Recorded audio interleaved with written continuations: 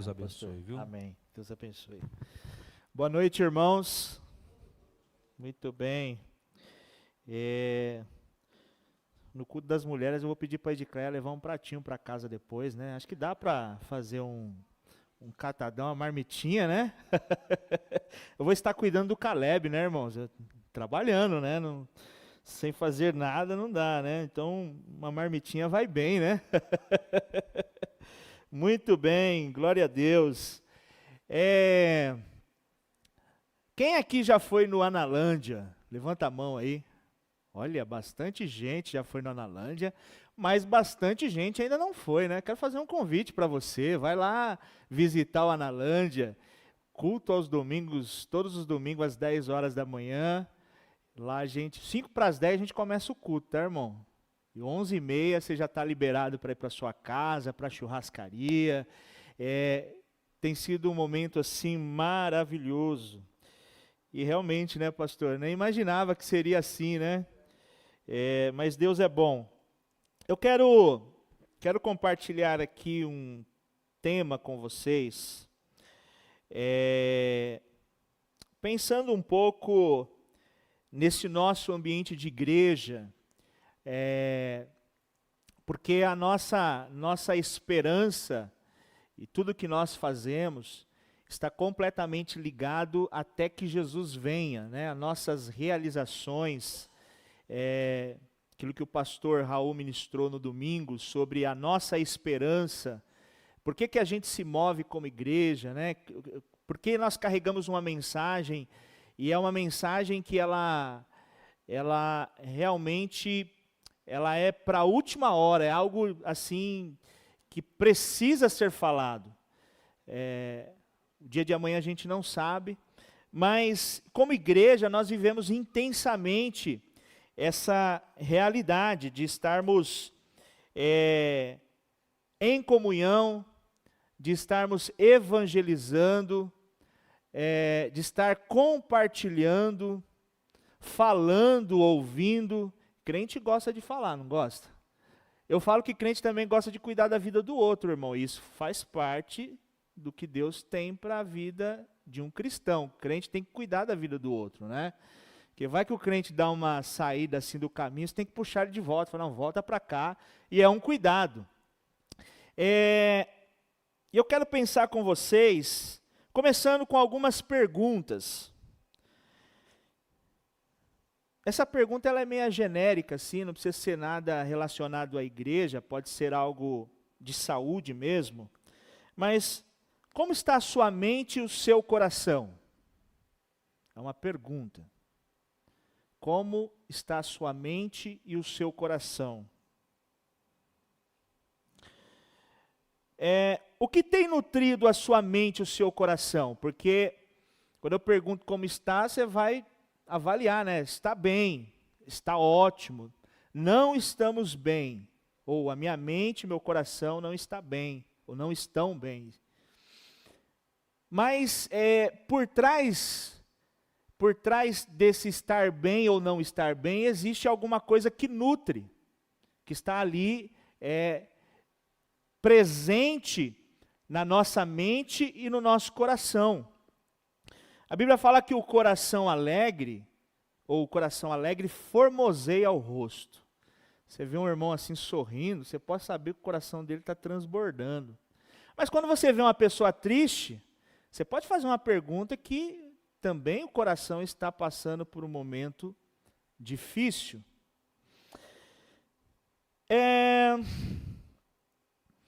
O que sua mente e seu coração estão vivenciando hoje como igreja? O que passa na sua mente? O que tem passado no seu coração? Mente, o que você pensa sobre igreja? O que você sente como igreja? Isso é uma pergunta, porque a igreja demanda trabalho. Nós temos muito trabalho. E, aliás, eu estava falando com o pastor Raul, né? A gente tem que trabalhar muito, porque a hora e o dia que o Senhor Jesus vem, a gente não sabe. E eu tenho, assim, um texto que que eu me apego muito, porque Jesus lá em Mateus, acho que 24, ele diz assim: bem-aventurado o servo que quando o seu senhor chegar, o encontrar trabalhando. Então, tem coisa boa aí. Então, o trabalho vale a pena, porque o seu senhor vai chegar e vai te pegar trabalhando. Agora, se não te pegar trabalhando, aí eu já não sei o que vai acontecer. Pode dar ruim, né? Então, igreja demanda trabalho. Nós somos atraídos para esse núcleo de atividade que mexe com a nossa mente e mexe com o nosso coração.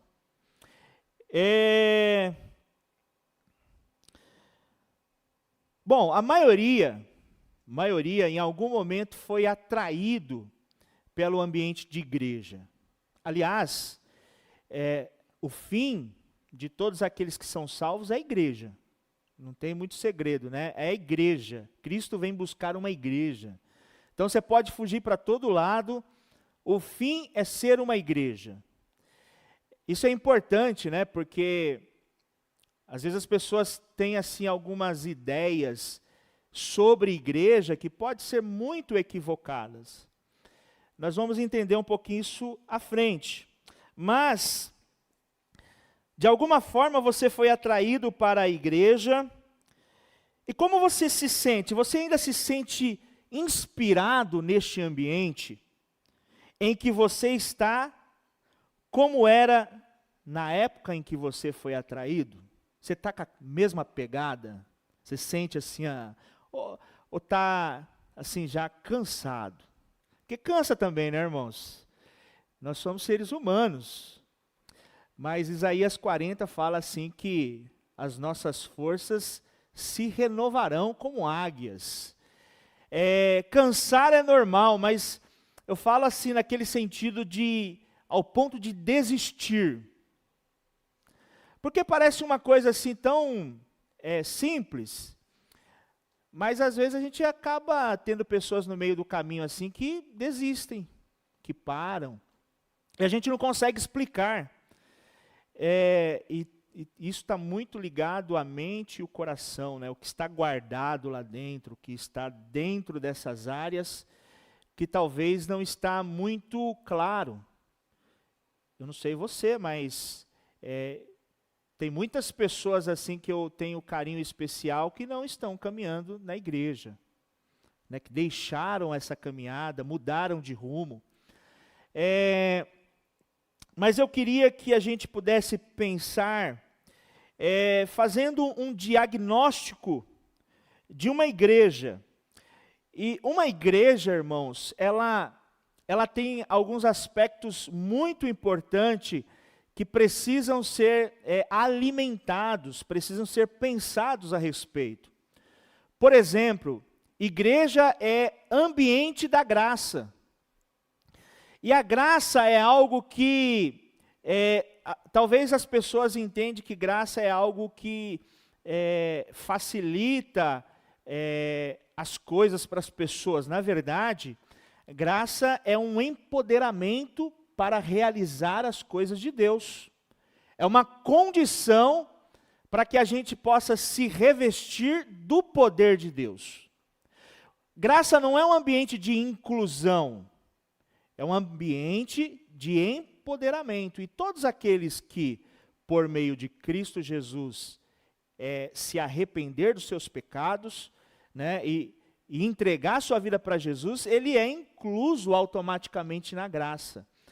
E eu quero pensar um pouquinho com vocês sobre isso, né, porque Atos, capítulo 4, o texto que nós vamos utilizar aqui, os versículos 32 ao 35, diz assim, na versão NVI: da multidão dos que creram, uma era a mente e um o coração. Ninguém considerava unicamente coisa alguma que possuísse, mas compartilhavam tudo o que tinham. Com grande poder os apóstolos continuavam a testemunhar da ressurreição do Senhor Jesus, e grandiosa graça estava sobre todos eles. Não havia pessoas necessidades entre eles, pois os que possuíam terras ou casas as vendiam, traziam o dinheiro da venda e colocavam aos pés dos apóstolos, que os distribuíam segundo a necessidade de cada um.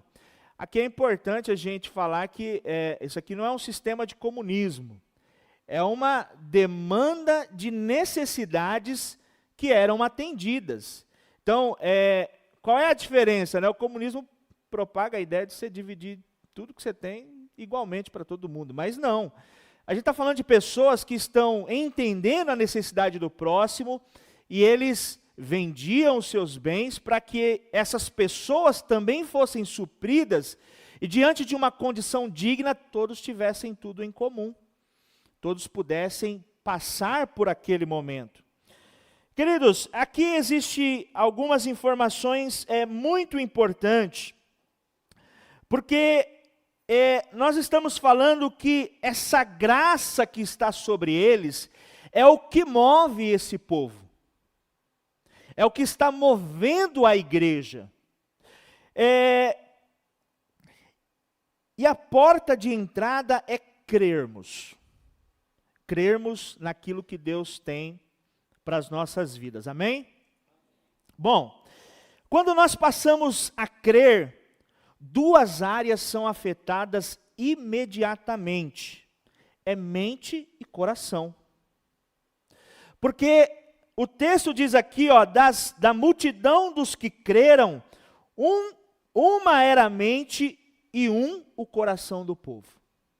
Então, você percebe que há um poder de influência que mexe com a mente e com o coração das pessoas. São pessoas, não necessariamente aqui, a gente está falando do livro de Atos, onde a gente falava da igreja que estava em Jerusalém, mas a gente vai percebendo que isso foi se espalhando de tal forma, e toda a igreja, né, do livro de Atos ali foi atingida por essa graça, por esse poder de influência que manifestava no povo que ia crendo em Jesus, e o coração e a mente deles iam sendo transformados e convertidos para esse centro de atividade. Lá em Romanos 12, 1 e 2, nós temos aqui um contexto que fala sobre mente, coração e sacrifício vivo. Mente renovada e sacrifício vivo traz êxito ao coração. Quando a gente pensa em mente renovada, um coração transformado e sacrifício vivo, nós vamos experimentar a perfeita e agradável vontade de Deus. E lá diz assim no texto: portanto, irmãos, rogo-lhes pelas misericórdias de Deus, que se ofereçam em sacrifício vivo, santo e agradável a Deus. Este é o culto racional de vocês. Não se amoldem ao padrão do mundo, mas transformem-se pela renovação da sua mente, para que sejam capazes de experimentar e comprovar a boa, agradável e perfeita vontade do Senhor. Quando a gente olha para esse texto, a gente precisa entender que existem coisas boas que Deus tem preparado para nós. Porém, essas coisas, elas passam por uma mudança de mentalidade, por uma transformação do coração e ações de sacrifício vivo. E aí é onde pega. Porque sacrifício vivo são coisas, algo tem que morrer, né? Para fazer um sacrifício, algo tem que morrer. Então, muitas das vezes, quando a gente fala de sacrifício vivo, a gente está falando de coisas que nós vamos fazer que talvez não esteja muito alinhado com a nossa vontade. Talvez a gente não está muito disponível. Por exemplo, hoje é uma terça-feira chuvosa, né? Que maravilha, estar em casa, ligar a TV, no sofazinho. Mas não, alguns irmãos estão aqui. Isso é um sacrifício vivo. É uma ação de sacrifício vivo. Claro que esse aqui é um dos exemplos mais simples que existe. Mas, na sua rotina de igreja, você já fez sacrifício vivo? Com certeza. Você já teve que fazer coisas que não estava no seu planejamento. Então, o sacrifício vivo exige mais do que simplesmente fazermos coisas. Irmãos, tem uma igreja que Paulo cita em 2 de Coríntios, capítulo 8, do versículo 1 ao 4, que é a igreja da Macedônia. Essa igreja, ela manifesta uma mente renovada e sacrifício vivo em meio às severas tribulações. Porque, de fato, nós sabemos que estarmos no mundo, nós temos grandes desafios. Porque a proposta de seguirmos a Cristo é um caminho estreito, ele é apertado. A Bíblia fala que o caminho é estreito. E existe caminho muito largo por aí, né? Muitos caminhos largos. Que facilitam a nossa vida, principalmente no século que nós estamos vivendo, uma era assim de muita tecnologia, facilidades, quantas coisas facilitam as nossas vidas. E não dizendo que isso seja ruim, mas eu estou dizendo que assim, seguir a Cristo em todo o tempo sempre foi um grande desafio. Em todo o tempo, seguir a Cristo foi um caminho apertado. E lá em 2 de Coríntios 8, versículo 1 ao 4, diz assim: agora, irmãos, e aqui é Paulo falando à igreja de Coríntio, a respeito dos macedônios, dizendo assim, agora, irmãos, queremos que vocês tomem conhecimento da graça que Deus concedeu às igrejas da Macedônia. No meio da mais severa tribulação, olha que interessante, a grande alegria e a extrema pobreza deles transbordaram em rica generosidade. Pois dou testemunho de que eles deram tudo quanto podiam, e até além do que podiam, por iniciativa própria. Eles nos suplicaram insistentemente o privilégio de participar da assistência aos santos. Aqui é interessante porque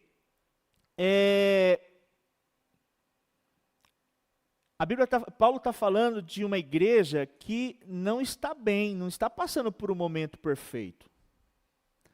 Está falando de severa tribulação. E, aliás, não é uma igreja rica, com aquisições financeiras. Mas o que gera de dentro deles está sendo movido por uma ação da graça. Porque Paulo diz assim, olha, conhecimento da graça que Deus concedeu às igrejas da Macedônia. Não é uma igreja que tem poder aquisitivo, não é a igreja que tem recursos financeiros, mas é uma igreja que buscou insistentemente poder participar, porque olha para aquilo que está acontecendo, para o que está acontecendo no meio deles, e eles falam assim, eu não posso perder essa oportunidade. Essa é uma oportunidade única. Ah, mas eu não tenho dinheiro. A gente pega aqui alguma coisa que a gente tem, a gente vai abençoar de alguma forma.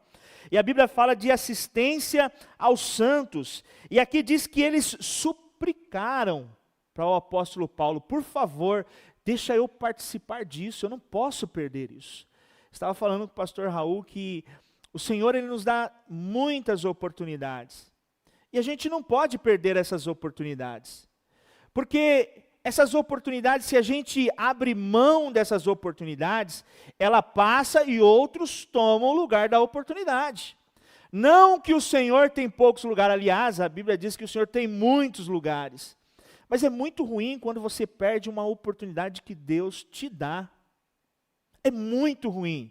Você fica aquele sentimento, assim, puxa, eu poderia estar fazendo isso, mas eu não estou fazendo porque talvez eu coloquei alguma coisa em primeiro lugar. Irmãos, eu acredito que o reino dos céus, aliás, a palavra diz que existe coroa reservado àqueles que vão até o fim. Existe vestes novas, existe lugar de autoridade, existe lugares em que as pessoas vão ocupar que nunca imaginariam ocupar. Mas isso é para aqueles que vão até o fim. Irmãos, e uma das coisas que a gente também percebe, está muito relacionado a essa mudança de pensamento, mudança de coração, e isso também converte em unidade. Em algo em que pessoas diferentes chegam num consenso único, necessário para agir em favor do povo de Deus. Eu costumo brincar muito com os irmãos que a gente caminha, falo assim, olha, eu não consigo imaginar a gente se conhecendo sem ser por meio de Cristo. Essa é a realidade. Por meio de Cristo eu tenho uma grande família, amém? Glória a Deus aí pelos meus irmãos. Uma grande família, por meio de Cristo. Agora, se eu não estivesse andando por meio de Cristo, eu teria assim uma família bem pequenininha, talvez já tinha perdido a esperança da vida, mas a Bíblia nos traz esse tipo de graça que vai moldando o nosso coração e nos convertendo a um lugar de unidade. Irmãos, e unidade é uma oração, é resposta de uma oração de Jesus, que é conhecida como a oração sacerdotal. Lá em João 17, os versículos 20 ao 23, o texto diz assim, ó, minha oração não é apenas por eles, ou os discípulos, rogo também por aqueles que crerão em mim, por meio da mensagem deles, para que todos sejam um. Pai, como tu está em mim e eu em ti, que eles também estejam em nós, para que o mundo creia que tu me enviastes. Dê-lhes a glória que me deste, para que eles sejam um, assim como nós somos um. Eu neles e tu em mim. Que eles sejam levados à plena unidade, para que o mundo saiba que tu me enviastes e os amastes como igualmente me amastes. Irmãos, embora seja um grande desafio, mas isso é resposta de oração de Jesus. Jesus espera que nós sejamos um, de mente e de coração. Porque quando nós caminhamos contra essa vertente, nós vamos encontrar uma série de dificuldades de andar na igreja. A nossa mente vai ficar comprometida, o nosso coração vai ficar comprometido. E é natural que a gente vai se desfalecendo, se desmotivando. Eu tenho assim comigo, irmãos, assim uma convicção plena, e principalmente por uma questão de saúde mental, de que tudo que Deus faz, Ele não precisa de nada da minha parte. Mas eu preciso de tudo que Deus faz. Irmãos, isso me dá uma leveza tão grande, porque você imagina se tudo que Deus fizesse dependesse de mim. Querendo ficar em casa, querendo trabalhar menos. Você imagina se dependesse de mim a obra do Senhor?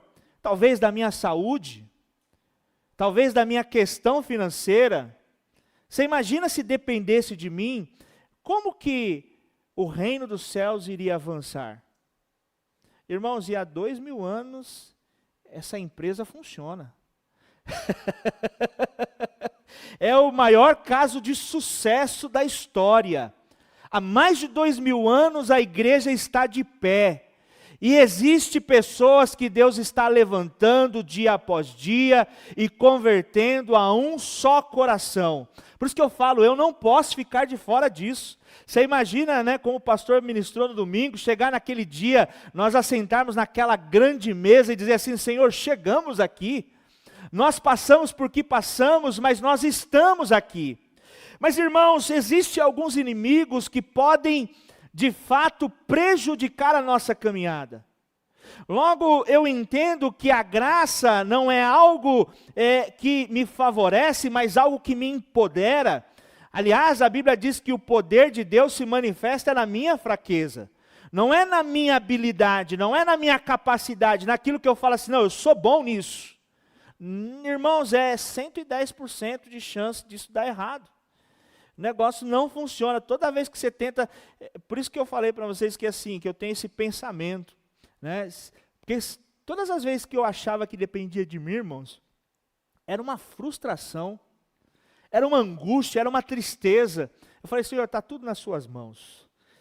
E a partir disso eu percebi, entendi o que significa a graça do Senhor. Irmãos, existe alguns inimigos que podem estar atrapalhando a nossa atividade no reino dos céus, ou a nossa disposição, ou a transformação da nossa mente e do nosso coração. No livro de Apocalipse existem 7 igrejas da Ásia em que Jesus ele reporta uma mensagem a João a entregar aos anjos da igreja. Fala de Éfeso, uma igreja que tinha muito trabalho, executava muitas coisas e ela se perdeu de alguma forma naquilo que se chama primeiro amor. Porque se a gente for lembrar do primeiro amor, a gente sabe o que foi o primeiro amor, como nós fomos acolhidos no primeiro amor. Mas é natural que na rotina do dia a dia, temos culto de manhã, culto à noite, temos célula, temos P2M. Pode ser que se a gente não cuidar do primeiro amor, isso pode se perder. Então o primeiro amor ele é importante. A igreja de Esmirna, ela corria o risco de se perder por causa de medo, insegurança, por causa de blasfêmias. A igreja de Pérgamo se apegou a algumas doutrinas ou comportamento de interesses de manipulação. São coisas que podem nos fazer nos perder neste caminho. A igreja de Tiatira permitia outros tipos de ensino dentro da igreja. São coisas que vão acessando assim o nosso coração e a gente pode de fato se perder. A igreja de Sardes também, ela se contaminou suas vestes no caminho da desobediência. A igreja de Laodiceia, irmãos, é a que Jesus pega pesado com ela, dizendo assim, olha, você se tornou apática, morna, com os seus méritos pessoais. E aqui está algo importante, porque é uma igreja que se acha, é uma igreja que fala assim, não, eu sou a igreja, eu tenho tudo o que eu preciso. Eu tenho riqueza, eu tenho recurso. Ela só não tinha água fria e água quente. E aí Jesus fala assim, para mim você é morno. Você não consegue nem refrigerar no tempo de muito calor, e não consegue nem aquecer no tempo de muito frio. Você não consegue fazer essas coisas, é sempre algo morno. Quem assim, no momento de calor, já bebeu água morna? É difícil, né? Você precisa de água gelada para você sentir algo refrescando em você. Mas Jesus, ele também levanta uma igreja, fala diretamente a uma igreja chamada Igreja de Filadélfia. Uma igreja de pouca força, mas que manteve-se fiel ao propósito da unidade. E aqui está, irmãos, uma das coisas mais importantes a respeito de nós como igreja. Nós precisamos entender como que a nossa dinâmica de igreja está acontecendo. Esses dias eu vi uma comparação muito interessante. Talvez eu não vou conseguir explicar aqui como um físico, né? Mas eu vou tentar, assim, falar um pouquinho sobre. Mas o pastor que estava comentando, ele falou assim, olha, existe 2 tipos de vento. Um vento que você produz a partir de um motor, isso é um tipo de vento.